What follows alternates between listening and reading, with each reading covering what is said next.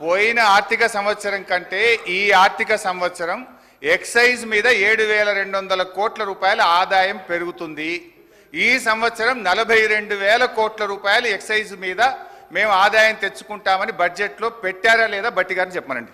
Auction పెట్టాము గత సంవత్సరం, అందుకే మాకు ఆదాయం పెరిగింది. ఈ సంవత్సరం కదా పెట్టాల్సింది, నిజమే. మేము కూడా అనుకున్నాం ఈ సంవత్సరం కదా ఆక్షన్ పెట్టాల్సింది. మీరు ముందే ఎందుకు కూర్చారు అధ్యక్ష? ముందే ఎందుకు కూర్చాను? ఎందుకు కూర్చారు? మీరు ఈ సంవత్సరం పెట్టాల్సిన ఆక్షన్ మేము ముందే ఎలక్ట్రిక్ కంటే ముందు ఎందుకు పెట్టుకున్నారు? అంటే ఏదో దాంట్లో ఎంత దొరికితే అంత దోసుకుందామని ఆలోచన మీది, అది తప్ప ఇంకోట. రెండోది నేను ఇంకోటి చెప్తున్నా. ఏంటి అధ్యక్ష? టానిక్ లాంటి షాప్స్, దుకాణాలు పెట్టి ఆక్షన్ ద్వారా స్పష్టంగా ప్రభుత్వానికి రావాల్సిన ఆదాయాన్ని ప్రభుత్వానికి రానియకుండా, సంబంధం లేకుండా అడ్డగోలుగా మీరు లైసెన్సులు ఇచ్చి టానిక్ లాంటివి పెట్టి ప్రభుత్వానికి రావాల్సిన ఆదాయాన్ని కొద్దిమంది కుటుంబాల చేతుల్లో బయటట్టు చేశారు. అటువంటి దాన్ని మేము పోనీయం.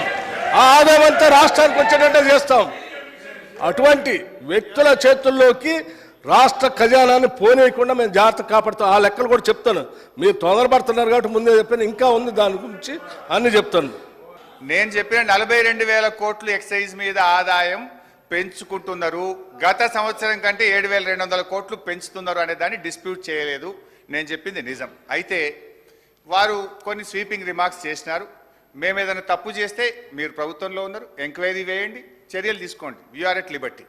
కానీ బాధ కలిగే అంశం ఏంటంటే, గౌరవనీయులైనటువంటి మన సభానాయకులు సభలో లేరు. గతంలో మా మీద ఆరోపణలు చేశారు. తెలంగాణ బెల్ట్ షాపులు తెలంగాణ అయిందని, బొందలగడ్డ తెలంగాణ అయిందని వీళ్ళు మాట్లాడారు. మరి ఇప్పుడు మీరు మద్యాన్ని నియంత్రించి బెల్ట్ షాపులు ఎత్తేస్తామని మీ ఎన్నికల మేనిఫెస్టోలో చెప్పారు. నిజంగా మద్యాన్ని నియంత్రిస్తే, బెల్ట్ షాపులు ఎత్తేస్తే ఆదాయం 42,000 కోట్లు ఎట్లొస్తుంది? అంటే మీరు బెల్ట్ షాపులు ఎత్తేస్తారా, గల్లీకి ఒక బెల్ట్ షాప్ పెడతారా, లేదు ఏ రకంగా ఆదాయం తెస్తారో గౌరవనీయులు ఆర్థిక మంత్రి గారు సమాధానం చెప్పేటప్పుడు చెప్పమనండి. నేనేమంటున్నా అంటే, మీరు ఆదాయం పెరుగుతుంది అన్నారు. ఆ 7,000 కోట్ల రూపాయల ఆదాయం ఎట్లా పెరుగుతుందని ప్రభుత్వం భావిస్తున్నది? ఏ రూపంలో పెంచుకుంటారో మీ సమాధానంలో చెప్పండి. నేను బడ్జెట్లో చూశాను అధ్యక్ష. బడ్జెట్లో ఒక 2 విషయాలు చెప్పారు.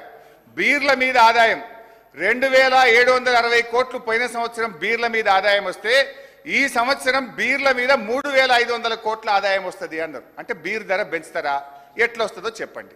రెండవది, చీప్ లిక్కరు, విస్కీల మీద గత సంవత్సరం 11,000 కోట్లు వచ్చింది, ఈ సంవత్సరం 15,500 కోట్లు వస్తుందని స్పష్టంగా బడ్జెట్లో పెట్టారు. అంటే చీప్ లిక్కరు, విస్కీల ధర పెంచి ప్రజల మీద భారం వేస్తారా, ఎట్లొస్తుందో సమాధానం చెప్పండి. స్ట్రైట్గా అడుగుతున్నాను.